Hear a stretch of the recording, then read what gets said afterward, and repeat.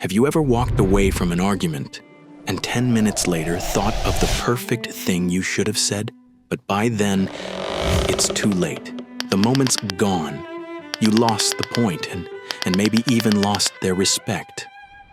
We've all been there, because in the heat of a conversation, logic fades, emotions spike, and we fall back on habits, not strategy. Here's the truth.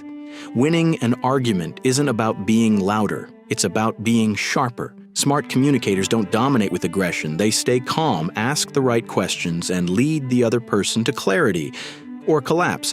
And that's what this video is about. We're going to break down 3 battle-tested strategies that will help you. Stay calm under pressure, respond with precision, not emotion, and shift the power dynamic in any difficult conversation. This isn't about sounding smart. It's about thinking clearly, even when things get messy. So let me ask you, have you ever wished you could walk into any conversation and walk out in control? Good. Let's give you the tools to make that happen.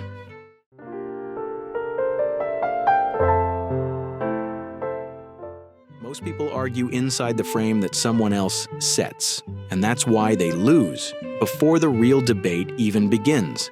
Because here's what smart communicators know. The person who controls the frame controls the outcome. What does that mean? The frame is the context or lens through which a conversation is happening. It's the assumptions both people are unconsciously accepting. If someone says, "You're just being emotional," and you respond with, "No, I'm not," you've already lost. You're playing by their rules. But if you pause, smile, and say, "Interesting, why does being emotional automatically make me wrong?" You flip the frame. Now they have to defend their assumption. This shift is subtle, but powerful. Let's meet Jordan. He's 22, studying marketing, and often gets shut down in class discussions. People say he takes things too personally.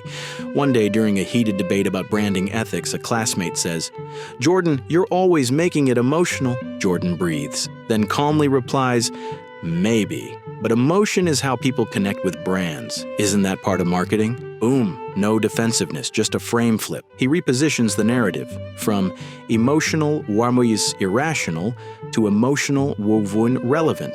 The room goes quiet, and the professor nods. Jordan just earned respect without raising his voice. So how do you start doing this? First, spot the frame. Before reacting, ask, what is this person assuming is true? It could be, "If you disagree, you're attacking me." Being emotional makes you wrong. Speaking softly means you're weak. Once you identify the frame, you can question it, or reframe it entirely. Second, ask frame-breaking questions. Instead of defending yourself, ask things like, "What makes you say that? Is that always true? Why does that matter to you?" These questions shift the weight of proof back to them and buy you time to think. Third, stay calm. Frame control doesn't work if you're triggered. People follow emotional stability. The calmer you stay, the more control you hold, even if you say less. Try this. Next time someone makes a sharp comment, instead of snapping back, pause, smile slightly, tilt your head. Then ask a question that challenges their frame without aggression. Because when you control the frame, you control the fight without ever raising your voice. Coming up next, we'll explore another strategy that smart communicators master: the power of strategic silence and how to use it like a weapon.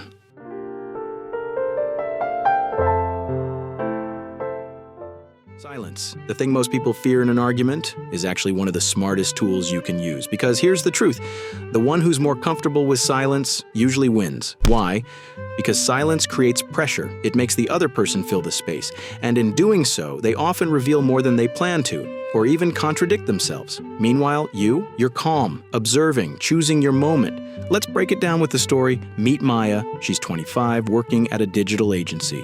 During a client pitch, a senior manager interrupts her mid-sentence. "Honestly, I don't think this idea is practical." Everyone turns to Maya. Instead of rushing to defend herself, she pauses. 1 second, 2 seconds, 3. She maintains eye contact. No panic, no flinch. Then she says slowly, "Could you help me understand which part feels impractical to you?" That pause, that silence, it completely shifted the power dynamic. The manager stumbled, people started nodding, and suddenly, Maya was leading the room again. Here's why strategic silence works so well. 1. It creates discomfort. For them, not you. Most people rush to fill silence because they associate it with awkwardness or loss of control.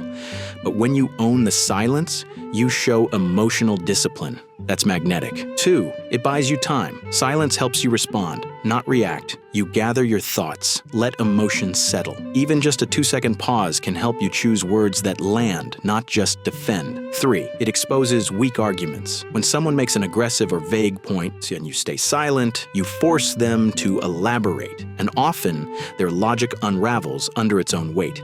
So how can you start applying this? Start by pausing before every key response. In your next discussion, practice a 1-2 second beat before replying, not because you're unsure, but because you're composed. Use silence as punctuation. After making a strong point, don't rush into the next. Let your words land. Let them echo. Let the silence make your message heavier. Practice low-stakes silence. Try it with friends, in texts, even in daily conversations.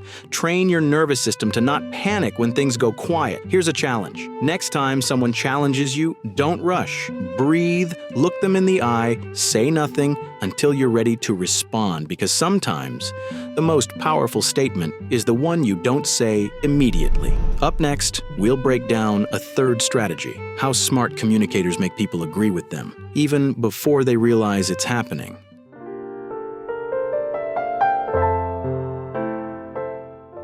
Most people enter a debate trying to win. Smart people, they aim to guide. Because here's a powerful truth: the best way to win a disagreement is to make the other person think they're agreeing with themselves. This is called guided agreement, and it's a psychological technique based on 2 simple principles. 1, people are more likely to agree with conclusions they arrive at themselves. 2, when you push too hard, people push back, even if you're right. Let's see this in action. Meet Luis. He's 21, studying political science. During a student debate on campus, someone says, "We shouldn't waste resources on climate policies that barely make a difference." Most students jump in to argue. Luis doesn't. Instead, he asks, "Would you agree that clean air and water benefit everyone, regardless of political views?" The person nods. Of course. Luis continues, "And do you think small local actions, like reducing pollution in one city, can still make that city healthier?" Another yes. Then Luis says, "So, if national climate policies help multiply those local improvements, wouldn't that be worth investing in?" Pause. Silence. Then, that's a fair point. Luis didn't attack. He guided, step by step, agreement by agreement. Here's how you can apply this same strategy. 1, start with shared values. Before presenting your position, identify something you both already believe. This lowers defensiveness and builds psychological safety. For example, if someone says, "I think remote work kills productivity," you could start with, "I agree that communication matters more when people aren't in the same space." Now, you're not opponents, you're collaborators. 2, ask layered questions. Instead of proving your point, ask questions that build toward it.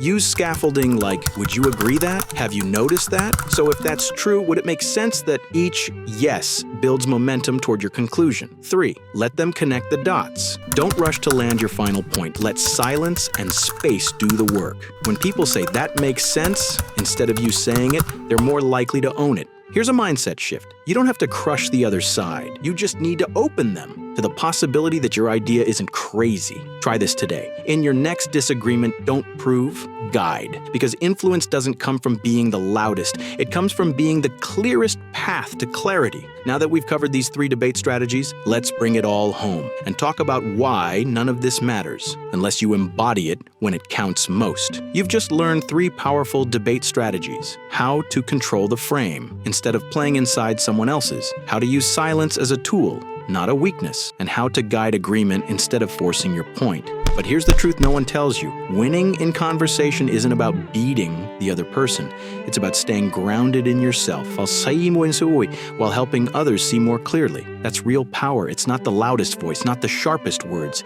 It's the quiet confidence of someone who doesn't need to prove because they understand, they listen, they choose. Imagine walking into a tough conversation. Someone criticizes you, someone challenges you, someone tries to dominate, and instead of shrinking, spiraling, or snapping back, you pause, you breathe, you take control, not with aggression, but with clarity. That's the version of you we're building, one conversation at a time. So here's your challenge. This week, pick one conversation. Maybe it's a disagreement with a friend, a tough talk at work, or even a heated comment online. Instead of reacting, practice what you've learned. Reframe, pause, guide. You don't need to win every argument. You just need to master yourself within it. And the more you do that, the more people will respect you. Not because you speak louder, but because you speak wiser. If you found value in this, make sure to subscribe, because in the next video, we'll break down how to deal with people who manipulate, guilt trip, or twist your words without losing your cool. Until then, speak less to win more and let your calm be louder than their chaos.